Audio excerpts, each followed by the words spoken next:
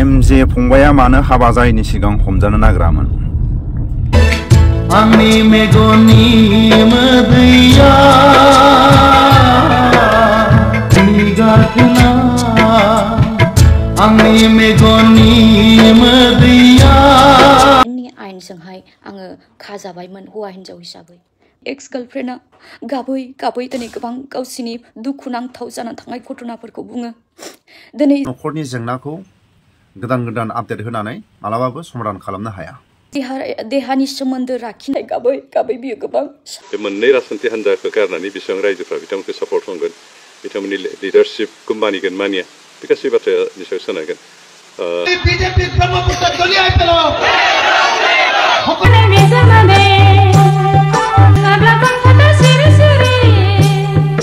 गबिन्द बसुमतारीनि बैसोआ मोननै मोनथाम बिबान लानानै खामानि मावनो हानाय बैसो गैला। पार्सनेल गोबां देहानि सोमोन्दो लाखिनाय गाबै गाबै बियो गोबां साव होलांदों। आङो माने एबसुनिफ्राय माने रिलिज बा एबसुनिफ्राय बिदाय बिदों। जिउनि फुथिसा ओंखारबाय। दुलाराय बर' फरायसा आफादनि आफादगिरिया गावनि बिबाननिफ्राय ओंखारनो थाखाय बा बिदाय लानो थाखाय ससियेल मिडियानि गेजेरजों खावलायदों, फोरमायदों। जोंनि बर' हारिनि गेजेराव दिपेन बर' सारखौ जाहाथे MP MLA दैथायहरनो हायो आरो फैगौ BTC इलेक्सनाव प्रमद बर' सारजों एखे लोगो खामानि मावनो थाखाय गबिन्द बसुमतारीनि जायगायाव डिपुटि चिफ जाहाथे दिपेन बर' सारखौ दैथायहरनो हायो। गबिन्द बसुमतारी सारा गावनि बिबानखौ लानानै गुवाहाटीयाव मावनो ना क'क्राझाराव मावनो, गावनि मोननै बिबानखौ लानानै गबिन्द बसुमतारी सारा स्पिड खामानि मावनो हायैखौ जों नुदों। दिनैनि समाव स्पिड खामानि मावनो थाखाय गोरों मानसिखौ दैथायहरनांगौ आरो माखासे बैसोजों गबिन्द बसुमतारीनि बैसोआ माखासे बारबाय। गबिन्द बसुमतारीनि बैसोआ मोननै मोनथाम बिबान लानानै खामानि मावनो हानाय बैसो गैला। बिनि थाखायनो दिपेन बर' सारखौ दुलाराय बर' फरायसा आफादनि बिबाननिफ्राय बिदाय होनानै जाहाथे MP MLA नङाबा BTC डिपुटि चिफ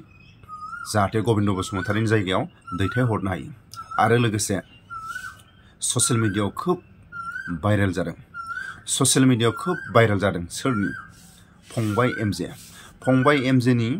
माखासे भाइरेलखौ नुनानै खोब दुखुनांथावना। आरम्भ करिले ভাল কাম যেতিয়া আমি আৰম্ভ কৰো তেতিয়া সদায় কম মানুহৰ লগতে আমি আৰম্ভ কৰিব লাগে। বহুত মানুহ হাজাৰ মানুহ ললো বলে পিছত আমাৰ এমুঠি থাকি গল। তাতকৈ আমি সৰুৰে আৰম্ভ কৰিম, আমাৰ পিছত মানুহ হ'ব। যেতিয়া কথাবিলাক বুজিব কি কাৰণত এটো কৰিবলগীয়া হ'ল, আমাৰ কাৰ্যপন্থা, আমাৰ যিবিলাক উদ্দেশ্য সেইবিলাক যেতিয়া গম পাব তেতিয়া লাহে লাহে কৈ এটো বাঢ়ি যাব। সেইকাৰণে ইয়াত মানুহ কম হোৱা বুলি কোনো চিন্তা কৰিব নালাগে। আমি শুনিছো যেতিয়া প্ৰথম বিভিন্ন দলে প্ৰথম মিটিং কৰিবলৈ যায়, কেতিয়াবা বোলে 10 জন, কেতিয়াবা বোলে 12 জন এনেকুৱা লৈও মানে মিটিং কৰিছে। মই সিদিনাখন পৰ্বতজোৰাত যাওঁতে শুনিছো যে আন দলে যেতিয়া প্ৰথম ডিষ্ট্ৰিক্ট গঠন কৰিছিলে তাত 25 জনেৰে গঠন কৰিছিলে, কিন্তু আমাৰ মিটিঙত সিদিনাখন আমি হলত জাগা দিব পৰা নাই। সো ইয়াত আজি যিখিনি আহিছে ব্লকৰ মিটিং হিচাপে ইয়াত মই বহুতখিনিহে দেখিছো। মানে কম নঙাবে অঞ্জিমায়া বেথ ডিষ্ট্ৰিক্টনি নঙা ব্লকনিছে বিবো ফাৰ্ষ্ট মিটিং मानसिफ्रा एसे माबावनो दङ। बेयाव एसेबांखिनि मानसि फैनायखौ आं गोजोननायसो मोनदों आरो आं बेनिखाय गोरबोनिफ्राय नोंथांमोनखौ साबायखर बावो, खारन बेनिफ्राय लासै लासै गोसारलांखागोन। दा बाथ्राया जाबाय जे जोङो थांनाय 2 एप्रिलावहाय अल्टारनेटिभ पार्टी अफ बर'लेण्डखौ जोनोम होबाय। गोबाङा गोबां सोंलु दैखांनो हागौ, दैखांखागोन आरो दैखांनाया स्वाभाबिक। साननो हानाय मानसिया डेफिनेटली कुइसन खालामगोन आरो कुइसन खालामोब्ला जोंहा फिननाय होनो मोजां जायो। बेनिखाय कुइसन खालामनायखौ जोङो पजिटिभलि लागोन आरो लालांबायबो थागोन। जोङो सेथियाव बुंनांगोन जे डेम'क्रेटिक हादोरावहाय जोंहा बयहाबो मोनथाय दङ जायखिजाया संगठन हानजा दानानै सुबुंखौ सिबिनो आवगायनो थाखाय। It's our democratic rights. बेखौ जायफ्रा राजखान्थियाव दङ, जायफ्रा मोजां सोलोंथाइ मोननाय, बिसोर बयबो मिन्थियो जे इट्स ए डेम'क्रेटिक राइट। बेयावहाय सोरबा सोरखौबा बाधा होनायनि खोथा नङा आरो जों बेखौहाय सोरबा हानजानि बेरेखा, सोरबा दैदेनगिरिनि बेरेखा जोङो बे एपिबिखौ दायाखै जों मोनसे गिदिर बिबान लानो होननानैसो ओंखारबोदों एक नम्बरते आमी कब লাগিব যে এটো গণতান্ত্রিক দেশত যিকোনো মানুহে একগোট হৈ পেলাই সংগঠন কৰিব পাৰে দল গঠন কৰিব পাৰে ইয়াক কোনেও বাধা দিব নোৱাৰে এয়া হৈছে আমাৰ মৌলিক অধিকাৰ গতিকে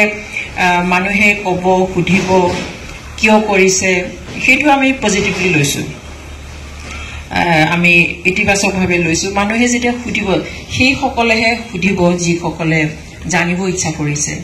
বা সেই সকলে কব যি সকলৰ অকমান মূৰত লাগিছে গতিকে সুধক কক আমি তাৰ উত্তৰ দিম তেতিয়া আৰু বেছিকে প্ৰচাৰ হ'ব বেছিকে মানুহে জানিব এটা যি সকলে ৰাজনীতিত আছে অলৰেডি যি সকলে ভালকৈ লিখা পঢ়া মানুহ তেওঁলোকে জানে তেওঁলোকে কেতিয়াও নকয় যে কিয় গঠন কৰিছে কাৰণ এইটো আমাৰ মৌলিক অধিকাৰ ডেমক্ৰেটিক কান্ট্ৰীত কোনেও কাকো বাধা দিব নোৱাৰে আমি কোনোবা নেতা বা কোনোবা দলক ৰাজনৈতিক দলক আমি তেওঁলোকৰ বিৰুদ্ধাচৰণ কৰিম বুলি আমি এই দলটো গঠন কৰা নাই কিন্তু আমি এটা গধুৰ দায়িত্ব লৈ ৰাইজৰ সেৱা কৰিম বুলিহে আমি আগবাঢ়ি আহিছো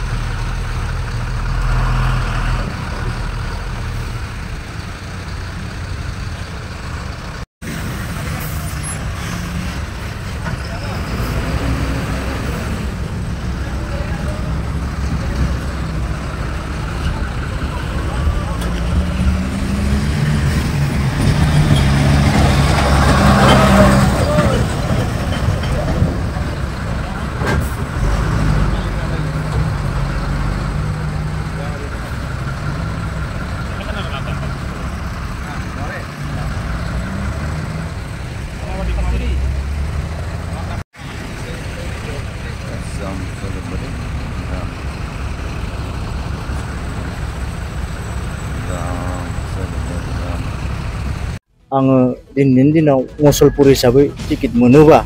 निश्चय सेस्था खालामबाय दङ आरो सेस्थाया थाबाय थागोन जोबनायाव आङो बेखौनो खावलायनो सानगोन जिमान मुसलपुराव जोंहा भटार्स दङ बिथांमोना आंजोंनो थागोन आरो आंखौनो सापर्ट खालामगोन होनना गोबां खोथा होनाय दं निश्चय आङो दा खामानि मावगासिनो समाज सिबियारि हिसाबै आङो खामानि मावबाय दङ आरो मैयासिम आंहा बिजेपिनि जेबो बिबान गैयामोन दिनैनि दिनाव आङो एक्जिकिउटिभ मेम्बार हिसाबै आं मैयासिम फकना होदों मेदाघाट बे इ रिक्सा कन्टाखौ लोगो हमलायनानै जोबोद गोजोननाय मोनदों बिथांमोननियावथ' गोबां जेंना जेंसि दं आंनो जितु फोरमायदों बिथांमोना गोबां बया हालोदाव दङ बिथांमोना आंनि सिगाङाव बुंनाय मथेथ' बिथांमोना सोरबा फाइनेन्स होनो हायाखै आरो जितु जोंहा मानसिनि थांलाय फैलायाबो भाराया खम जालांदों मानि थाखाय खम जालांदों आं दिनैनि दिनाव बुंनो हायाखै बेनिखायनो जोङो फैबाय थानाय दिनाव जों जयैनो खामानि मावगोन होनना आं बिथांमोननो खोथा होदों निश्चय आङो दा खामानि मावगासिनो समाज सिबियारि हिसाबै आङो खामानि मावबाय दङ आरो मैयासिम आंहा बिजेपिनि जेबो बिबान गैयामोन दिनैनि दिनाव आङो एक्जिकिउटिभ मेम्बार हिसाबै आं मैयासिम फकना होदों नोंथाङा फैबाय थानाय समाव बिजेपिनि जानानै देरलायनायनि सिमां दं निश्चय आङो बिजेपिनि जानानै केम्पेइन खालामबाय दङ आरो जोङो बे फैबाय थानाय इलेक्सनाव जरदार जोङो मेनि मथा-मथि 12-13 तारिखनि उननिफ्राय जों जरदार खामानियाव नांगोन बिजेपि हिसाबै मुसलपुर बियाबाव माबायदि गोहोम दं रायजो राजा मुसलपुर हिसाबाव नोङो साननानै नायोबा बिजेपि हिसाबैथ' नोङो 100% नोङो दिनैनि दिनाव नुहुरो मानो होनबा जोंनि जिमान जनगोष्ठी दङ बिथांमोना बिजेपिखौनो सापर्ट खालामखागोन गुबुन गुबुन दोलो इउपिपिएल डिपिएफ दा गोदानै दानाय जि राजखान्थि हान्जा दं दा बिनि गेजेरावबो दिनैनि दिनाव बिजेपि हिसाबै मुसलपुर बा बिटिआर ओनसोलाव गेलेनो होननानै सिगांनायखौ जोङो खौरां बिजों बा बायदि बायदि बिजोंफोराव फोसावनायखौ नुनो मोनो। दा बे हिसाबै बिजेपि दोलोआ एन्टायार बिटिसिआव माबायदिहाय मोनसे दोहौ लाबोनानै बेबायदिनो समाव सरकार दागोन दाया मा फोरमायनो निश्चय बयहाबो डेम'क्रेसियाव मोन्थाय दङ बिपिएफआनो जा इउपिपिएलआनो जा बिथांमोनाथ' अलरेडि आगोलनिफ्रायनो गेलेखाबाय दङ जोङो बिजेपि हिसाबै थांनाय 2020आवसो जोङो गेलेदों होनजायो जितु एक्सट्रा गेलेदों 2020आवनो जोङो बिजेपि हिसाबै एक्सट्रा गेलेदों आरो नै फैबाय थानाय 2025आव जोङो बेखौ बिजेपि हारसिंनो गेलेगोन होननानै जोंनि मानगोनां सीएम डक्टर हेमन्त बिश्व शर्मा सारा इतिमধ্যে घोषणा होना दोनखादों आं दिनैनि दिनाव बेखौ बुंना लाबा निजेखौनो गोग्गानाय जागोन आं बेखौ बुङा आङो दिनैनि दिनाव मुसलपुर हिसाबै टिकेट मोनोबा निश्चय सेस्था खालामबाय दङ आरो सेस्थाया थाबाय थागोन जोबनायाव आङो बेखौनो खावलायनो सानगोन जिमान मुसलपुराव जोंहा भटार्स दङ बिथांमोना आंजोंनो थागोन आरो आंखौनो सापर्ट खालामगोन होनना गोबां खोथा होनाय दं बर'आ जे जोंनि बे इ रिक्सा खन्थाखौ सुलाद लाफैनो थाखाय रोजा रोजा जोंनि खन्थानि फालनिफ्राय जों साबायखर थादों खारन जोंनि बे बिबायदि बिजाथिफोरा रावबो आगोलनिफ्रायनो जोंखौ खबर लाफायाखैमोन बिथांजों जोंखौ खबर लाफायदों जोंनि गाथै जेंनाफोरखौ सुलाद लाफायबाय बेनि थाखाय जोङो बिथां समाज सिबियारि मनिन बर' सारनिसिम जोङो रोजा रोजा जोंनि सन्थाननिफ्राय जोङो साबायखर बावहरनाय थाबाय फैबाय थानाय समाव बिथाङा जाहाथे जोंनि गासै जेंनाफोरखौ सुफुंबावनो हायो बा सुफुंलांथों आरो जों बिथांनि फारसे जोङो हानायमानि जग खालामबाय थागोन जों जे आंनि माखासे पार्सनेल थासारिनि थाखाय आङो माने एबसुनिफ्राय माने रिलिज बा एबसुनिफ्राय बिदाय बिदों आंनि स्थितिया दाबो बाहाल दङ आरो जोबथा थांखिखौ डेलिगेट हाउसआ लागोन दुलाराय बर' फरायसा आफादनि जि 52थि बोसोरसालिया जुथुमामोन 13, 14, 15, 16 मार्च आरो बे जुथुम्मायाव जोंहा मोनसे जोबथा हाबाफारि थालांदोंमोन जोबथा थान्दै मेल जोंहा बेयाव जानो गोनांमोन खेबथाम जानायनि उनाव माने जोंहा जोबथाया आद्रा जानानै थाबाय समनि थाखाय आरो 1 दाननि थाखाय दुलाराय बर' फरायसा आफादनि बे जे डेलिगेट सिटिंखौ एक्सटेन्ड खालामनाय जादोंमोन बा एडजर्न खालामनाय जादोंमोन दा बेखायनो मैया जोङो दुलाराय बर' फरायसा आफादनि केबिनेट मिटिंआव थांखि लाबाय जे फैबाय थानाय 27 एप्रिलाव दुलाराय बर' फरायसा आफादनि जि लास्ट डेलिगेट सिटिं आरो बे डेलिगेट सिटिंआव सावरायनायनि उनाव रिजोल्यूशन एडप्शन जागोन आरो जे बोसोरनैनि जोंनि जि सेन्ट्रेल कमिटि एबसु बे सेन्ट्रेलनि कमिटिखौ एबसुनि संबिजित बायदियै डिजल्भ खालामनांगौ बेखौ डिसोल्यूशन खालामनाय जागोन आरो निउ कमिटि फर्मेशननि हाबाफारि जागोन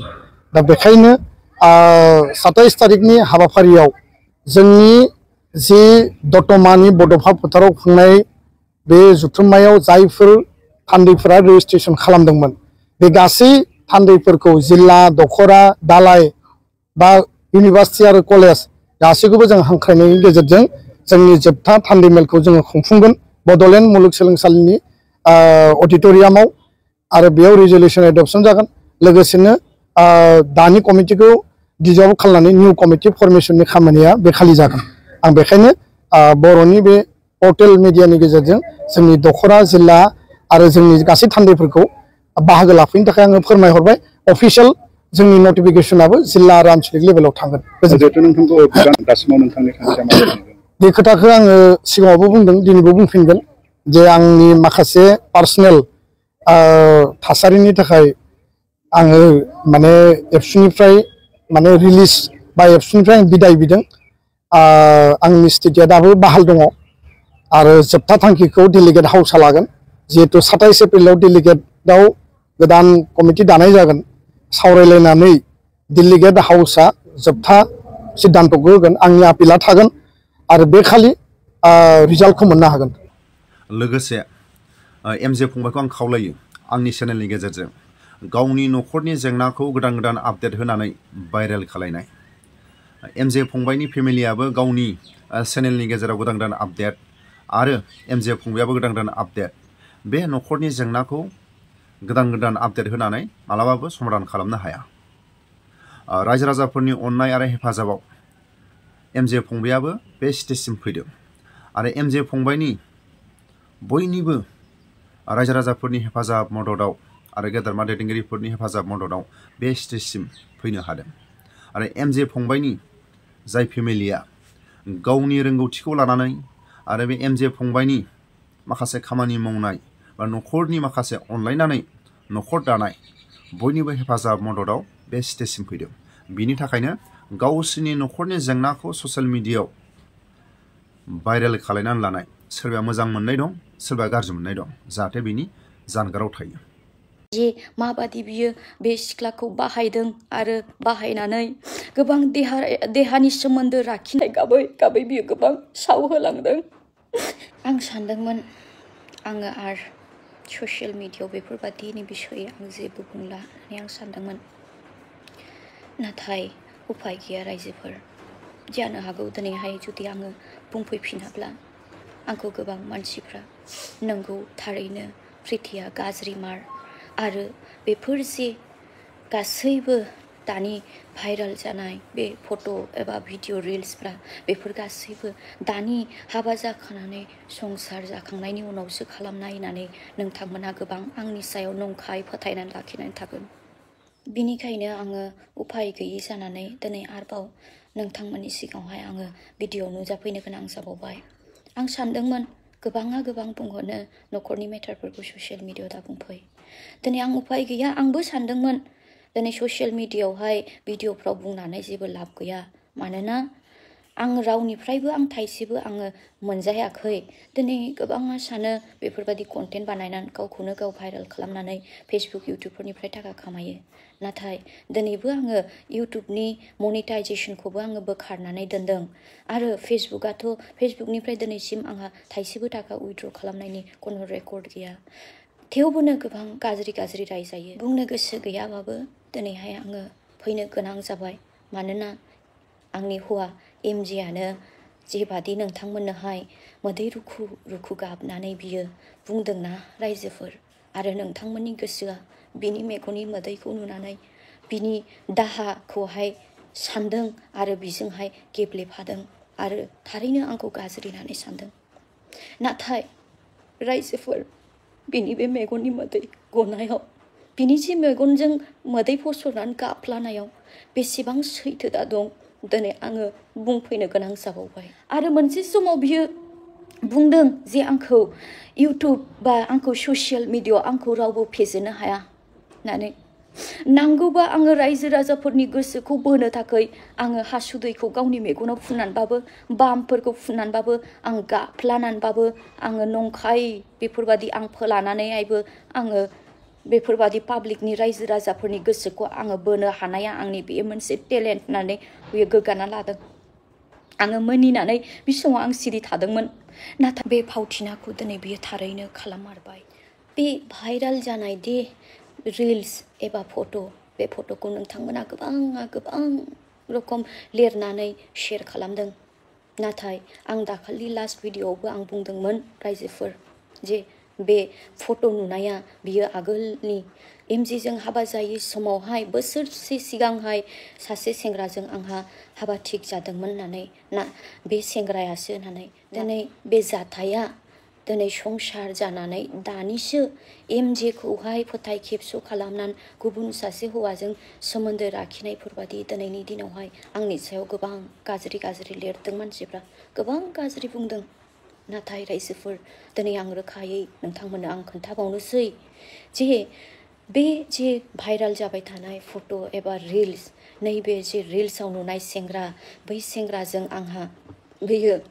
2022नि नभेम्बर मासावहाय आंहा हाबा थिग जादोंमोन आंनि न'खरनि आरो बै सेंग्रानि न'खरनि गासैबो मिलायनानै बे हाबाखौ थिग खालामदोंमोन आरो जोंना हाबानि थाखायबो गासैबो इनभाइटेसन कार्डनिफ्राय लानानै हाबानि सि जुम बायनाय आरो हाबानि थाखाय प्रि वेडिं फट'शुट दिनै गाबोन बयबो खालामो प्रि वेडिं फट'शुटबो जाखांबायमोन इभेन हाबानि डेक'रेशननि थाखाय गासैबो थाखा फैसाफोरखौहाय एडभान्स होजोबखालायबायमोन नाथाय दुखुनांथाव जे आं दिनैनि दिनाव सानो हयथ' इसोरनि इच्छायानो गैयामोन होननानै माखासे मानि न'खरनि एसे प्रब्लेम जानायावहाय फेमिलि इस्युआवहाय दिनै जोंनि बे हाबाया बायनानै थाङो नाथाय जिहेतु जोङो हौवा हिन्जाव जाखानोसै आरो बावैसो कयेक दिन थानानैनो जोंहा हाबा जानोसै जोङो गोबां हाबानि थाखाय सि जोम बायहैदोंमोन गोबां बेफोरबायदि खरस सना गयना बायनाय बेफोरबायदि जादोंमोन बेयावहायनो बे नोंथांमोना जे नुदों आं गानदों पिंक कालारनि जे ड्रेस नैबे ड्रेसखौबो हानिमुननि थाखाय बायनाय जादोंमोन दिनै बे ड्रेसखौहाय आङो ट्रायल खालामनानै गाननाय फैदोंमोन फैनानैहाय बे समावहायनो जोङो सानैजों आंनि मबाइलनि इन्स्टाग्रामनिफ्राय बेफोरबायदि रिल्सखौ लानाय जादोंमोन नाथाय रायजोफोर जेब्ला बे हाबाया बायनानै थाङो रायजोफोर आङो गोबां मेन्टेलि डिप्रेसनफोरजों आङो भुगिनानै थादों आरो बेनि उनावहाय आङो 10 माससो जागोनदां 9-10 माससो उनावहाय आङो MJजों लोगो मोनदों नोंथांमोना जायखौ बयबोनो भिडिअनि गेजेरजों नुदोंमोन थुब्लावनि थेरापि सेन्टाराव थांनाय दिनै बिनि उनावहाय MJजों आंहा फन नाम्बारखौ लालायनाय जादों आरो बुंदों जिहेतु सासे इउटुबार मानसि बर'नि मुंदांखा बेनिखायनो जोंनि जायगायावबो वेस्ट बेंगलावबो गोबां जों बर' हारिफोर दं मालाबा फैनो हागोन होननानै बुंलायनाय जादों आरो बेबादिनो सानसे जोंनि न'खरावबो बियो आलासि महरै फैदों आलासि महरै फैनानै गोबां माखासे माने भिडिअ लानायखौ नोंथांमोना गासैबो मिन्थिजोबखागौ बिनि उनावहाय दिनै सानफा एफा बेफोरबादि लोगोफोरबादि रायलायनाय जादों बिनि उनावहाय MJआ आंखौ सानसेखालि प्रप'ज खालामो जे समाव आं बुंदों जे आंहा सिगांबो मोनसे बेफोरबादि गिदिर जाथाय जानानै थांबाय आंनि हाबाया केन्सेल जानानै थांदों आं गासैबो बिसयखौहाय आङो बेखेवजोबनानै खोन्थादों थ' नै बेफोरबादि अबस्था बेनि थाखायनो आङो आरो गोसो गैला आङो आरो बेफोरबादि गोसो थोलायनानै थानो थाखाय गोसो गैया जुदि नोंहा एसेबां आंनि सायावहाय जुदि फोथायनाय एबा आंखौ मोजां मोननाय दङब्ला नोङो हाबा लानो हागोन आंखौ होननानै बुंदों नाथाय रायजोफोर आङो MJनियाव आं मोनसेबो सिखोमायाखै आंनि गारबोनाय दिनावहाय जाबोनाय गासैबो जाथाय आंनि गासैबो फट'निफ्राय लानानै रिल्स जेसेबां गासैबो सोमोन्दोखौ आं खोन्थाबोदों गारबोनाय दिनाव आंनि फरायनाय समाव स्कुल कलेज फरायनाय समाव जे गासैबो थाबोनाय सोमोन्दो गासैखौबो आं बेखेवनानै लादों मानोना आं सानदों जे जुदि आङो दिनैनि दिनावहाय बेफोरखौ जुदि आङो सिखोमानानै लाखोमायोबा सानसेबाबो सोरनिबा खुगानिफ्राय हयथ' खोनागोन गोसोआव गाज्रि मोनलायनाय जागोन होननानैहाय आं गासैखौबो दिन्थिदों बेखेवनानै आङो बे रिल्स जे नोंथांमोना दिनैनि दिनाव भाइरेल जानायखौ नुदों बेखौबो आङो MJनो रोखा रोखा आङो दिन्थिजोबदों बेयावहायसो दिनै बे MJआ बे रिल्सखौहाय माब्ला बियो गावनि फनाव सोनानै लाखोमादों आं मोनथिया रायजोफोर नाथाय बे रिल्सखौहाय आं गोबाव दिन सिगांनो आङो डिलिट खालामनानै लादों दिनैहाय बिनि उनावहायबो बेफोर गासैखौबो नुखानानैसो मोनथिखानानैसो MJआ आंखौहाय हाबा लादों MJआबो बुंनानै लादों जे गावहाबो सेंग्रा समनिफ्रायनो फरायनाय समनिफ्रायनो थाबोनाय रिलेसन गावनि एक्सजों बेफोरखौ बियो बुंनानै लादों बियो बुंदों आरोबाव बोसोरनै जाबाय बे सिख्लाजों गारलायनाया आंहा जेबो सोमोन्दो गैया होननानै आंखौ थगायदों नाथाय आं मोनथियामोन बे समाव बे थगायदों होननानै जेब्ला जोङो कर्ट मेरेज जाखाङो सेप्तेम्बर मासावहाय थाङो आरो अक्ट'बरनि फार्स्टआवहाय अफिसियेलि गासैबो कर्ट मेरेजखौ खालामो होमबा बिनि उनावहायसो आं मोनथिनो मोनबाय जे MJआ जाय सिख्लाखौ बोसोरनै सिगांनो गारलायदों जेबो सोमोन्दो गैया होनदोंमोन बे सिख्लाजोंहाय बिहा आंनियाव फैजासेसिमावबो बेजोंनो बियो सोमोन्दो दंमोन आरो गोबां देहानि सोमोन्दो दंमोन होननानै नाथाय दुखुनांथाव रायजोफोर जे समाव आं मोनथियो बे समा बिराद आंनि थाखाय अलरेडि लेट जाबायमोन मानोना आङो गभर्नमेन्टनि आयेनजोंहाय आङो खाजाबायमोन हौवा हिन्जाव हिसाबै बिनि उनावहाय जेब्ला उदालगुरि कर्टनिफ्राय जोंनि फाइनाल हाबानि सार्टिफिकेटखौ लानानै फैयो बे समावहाय जोङो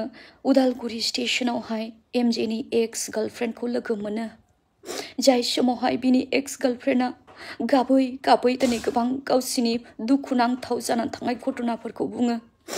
दिनै जे बियो बुंदोंमोन एमजेआ आंखौ बोसोरनै सिगां ब्रेकआप जादों बेफोर गासैबो नंखायमोन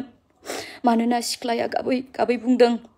जे माबादि बियो बे सिख्लाखौ बाहायदों आरो बाहायनानै गोबां देहानि सोमोन्दो लाखिनानै गथ' सासे गारलाय होनानै दिनै बियो बिनि लाइफखौ बरबाद खालामदों होननानै बियो गोबां दुखुजों फोरमायदों आरो बिनि उनाव बियो जों जे ट्रेनाव गाखोनो थाखाय जों नेदोंमोन स्टेशनाव बियो बिनि ट्रेननि जों गाखोनाय ट्रेननि सिगांनि ट्रेनाव बियो गाखोनानै क'क्राझार फैदों नाथाय बियो रङियावहाय ओंखारफैनानै जोंनि ट्रेनखौ बियो नेनानै बियो थादों आरो बियो जोंनि ट्रेनाव गाखोनानैहाय जोंनि बगिखौ नागिरै नागिरै रङियाव गाखोफैफिनदों बियो दिनैहाय गोबां बे समावहाय दिनैबो आङो दुखु मोनो बे सिख्लानि मेगननि मोदैखौ आङो बावनो हाया मानोना दिनै बियो गोबां बाथ्राफोरखौ दिनै बुंदों आरो ट्रेनावहाय फैनानै बियो एमजेनि सायाव गोबां बाथ्राफोरखौ रायफैदों आरो बियो दिनै सावफोरखौ होनानै थांदों आरो बियो बे सिख्लाया दुखुजों बियो गाबै गाबै एमजेजों आंनि मेगननि सेराव बामजानो नायदों बियो बामजाहां खालामदों आङो उफाय गैयि जादों गासैखौबो मेगननि सेराव नायनानै आङो सैसोनो गोनां जादों उफाय गैयियावहाय आङो बे सिख्लानि बिफानि नाम्बारखौ एमजेनिफ्राय लानानै आङो बिनि बिफाजों आङो रायज्लायहरनो गोनां जादों जाबाय अननानै बेखौहाय नोंनि फिसाजोखौ नोङो थांनो बुंहरदो जोंनि बगिनिफ्राय गुबुन बगियाव होननानै आं खावलायहरदों दिनै बे सिख्लायाबो दिनै बिफानि बुंहरनायाव दिनै बियो दुखुजों गेब्लेनानैबाबो बियो दिनै बाध्य जादों गुबुन बगियावहाय ओंखारनो थांनो गाबै गाबै बियो गोबां साव होलांदों बिनि मेगननि मोदैखौ आं बावनो हाया दिनैबो बेयो गासैबो आंनि मेगननि सेरावनो जादों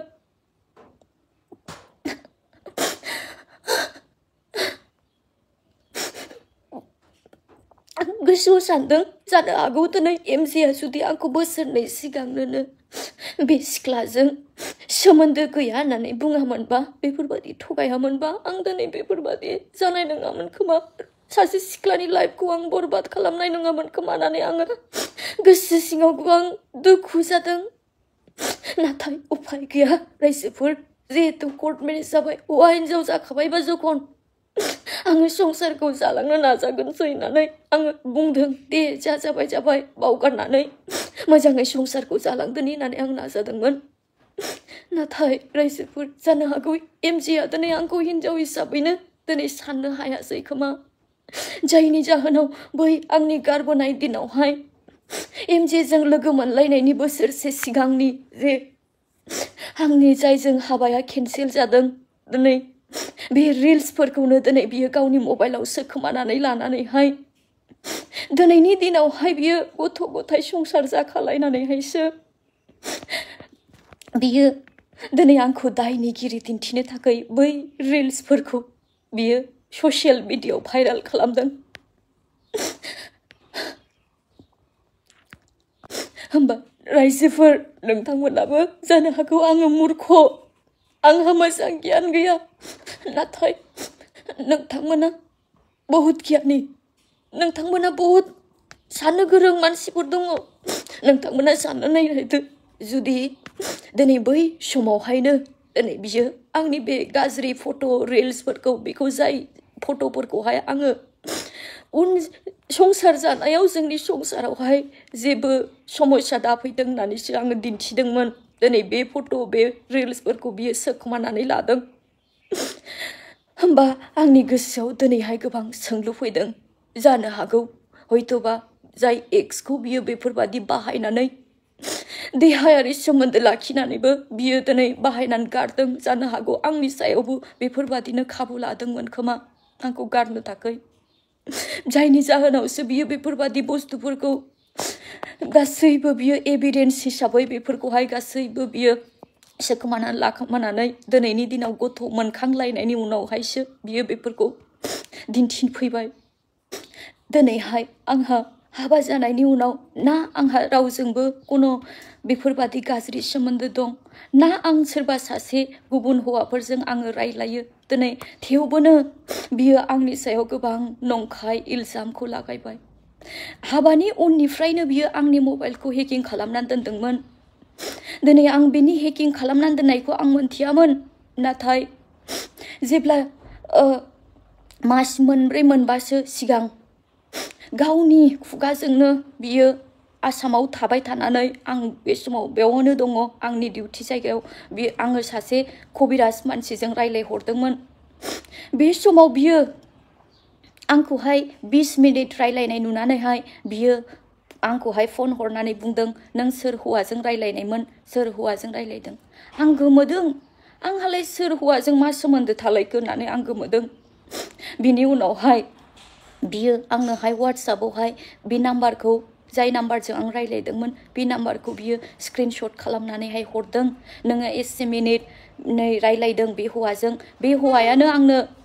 नों बेनो फन हरदों बेजों नोंहा मा सोमोन्दो दं बियो गासैबो आंनो खोन्थाहरदों होननानैहाय बियो गाव सन्देहजों बियो बुंहरो आंखौ बे समाव आं गोमोदों जाय कबिराज मानसिजों आं रायलायदों बे मानसिया सासे बोराइसा मानसिसो बे बोराइसा मानसिया बोरै दिनै बेफोरबादि खोन्थाहरनो आरो जि जायगायाव आङो आंनि उदै सानायनि थाखायसो आङो मुलि रायलायहरदों दिनै बियो बोरै बे हौवाजोंहाय सोमोन्दो दं होननानैहायलाय बियो बोरै खोन्थाहरनो हानो एसे बोराइ मानसियालाय होननानै आं गोमोदों बे समावहायसो आङो बेखौहाय डाइरेक्टनो आं कनफिडेन्सजों बुंदों अ नोङो बिदिबा आंनि मबाइलखौ नोङो हेकिं खालामनानै दोनदों होननानैहाय बे समाव बियो गोग्गानायजों बुंदों औ आं नोंनि मबाइलखौ हेकिं खालामनानै दोनदों बेयो आंनि टेलेन्ट होननानै बुंदों बेयो आंनि टेलेन्टसो होननानै बियो गोग्गादों नाथाय बै दिनावबो आङो बेखौ अपेन चेलेन्ज होदों दे जेबो नङा नों आंनि मबाइलखौ हेकिं खालामोबा खालामनानै दोन नाथाय नोङो मोनसेबो आंनि सायाव जेबो दाय नुनाय नङा मानोना आंहा बेबायदि जेबो सोमोन्दो गैया आं रावजोंबो रायज्लाया होननानैहाय आं बेखौ बुंदों दिनैहाय एसेबां दिननिफ्राय बियो मबाइलखौ हेकिं खालामबोनानैबो आंनि सायाव जेबो दायखौ होनो हायाखै बियो मोनसेबो बियो एभिडेन्स नाहानो हायाखै दिनैहाय गोबाव बोसोरनि उनाव आंनि बे मास्टार लोगोजोंहाय बेफोरबादि बिनि साख्रिनि खैफोदनि समाव आं रायलायहरनायाव खोथाया जेब्ला एसे लावो दिनै बे बिसयखौनो लानानै बियो आंखौहाय बेसेबांबा बियो ससियेल मिडियायावहाय नंखायखौनो बियो नंगौफोरबादि बुंफैनो बियो नाजादों आरो बेजों लोगोसे दिनैहाय जे रिल्स भिडिअफ्रा गासैबो बेसेबांबा सिगां आरो हाबानि सिगां बेखौ गासैबो आं खोन्थाजोबखानायखा बे रिल्स भिडिअफोरखौहाय दिनै बियो प्रमानफोरबादि दिनैनि दिनावहायसो आं माबा मोनसे गाज्रि मावनायफोरबादि बियो भाइराल खालामना होदों नंगौ बियो सैथो जे गावनि चेनेलावहाय बियो होफैयाखै नाथाय बे भिडिअखौहाय गावनि लोगो सार्कोलफोरनो बियो स्प्रेड खालामनानै हरदों शेयार खालामनानै हरदों जाय लोगोफ्रा गोबां आरोबाव इउटुबार आरो गोबां मानसिफोरनिसिम शेयार खालामहरदों होमब्ला साननानै नायदो रायजोफोर दिनै एमजेआ माबादि गोसो लानानै आंजों संसारखौ हान्थिनो थाखाय संसार जानो थाखाय आवगायदोंमोन मोनसे समाव आंखौहाय बियो बिराद बुंबोदों जे समाव बियो अफ्रिनि न'आवहाय खारनानै थादों बे समावहाय आङो दुखुजों बेखौ बुंहरोमोन जे गथ' लोमजानाय सानायावहाय बेखौ फैयैनि थाखाय आं बुंहरोमोन नों मानो दिनै न'खरखौ बिदि खालामखो नोङो दिनै संसारनि मोखाङाव नोङो एसेबां मोजां दिन्थियो नाथाय न'खरनि सायाव नोङो एसेबां अयनाय खालामबाय नोंखौ आङो थांनानैहाय आङो लाइभ भिडिअ खालामनानै आङो पाब्लिकफोरनो रायजो राजाफोरनो आं देखायजोबनोसै जेब्ला आं होनदों बे समाव बियो आंखौ बुंदों नोङो खालामनानै लाफैलाय नोङो बुंनायनानै लाफै नोङो आंखौ होननानैहाय नों जुदि बेफोरबादि बुङोब्ला नोंखौहाय ओरैबादि खालामगोन आङो नोङो मोखां दिखांनोबो नोङो जायगा मोननाय नङा नों गाबबाबो आगार मोननाय नङा होननानै आंखौ बुंदों नाथाय आं बै समाव आं हमनो हायाखै बियो दिनै मा जाहोनाव आंखौ बेफोरबादि बियो ब्लेकमेल खालामदों बियो दिनैनि दिनाव बेफोरबादि गासैबो रिल्सफोरखौ बै समावनो बियो सोखानानै लानायखायसो बियो दुगा गोसोजों हयथ' आंखौ बेफोरबादि बियो दम होदोंमोन जे बुंनानै ला भिडिअआ गोलाव जायोब्ला रायजोफोर नोंथांमोनाबो खोनासंनो बागोन ओंखायनो सैथोआ मा आरो बे जे बेसेबांबा दिनै रुखु रुखु गाबफैदों नोंथांमोननि गोसोखौ बायग्लिहोदों दिनै बे गाबनानै बुंनाय बे बाथ्राफ्रा आरोबाव बेसेबां सैथो बेफोरखौ आं गासैखौबो दिनै आङो फारि फारि बुंलांजोबगोन ना नेक्स्ट भिडिअआवहाय आङो गासैखौबो आं बुंजोबगोन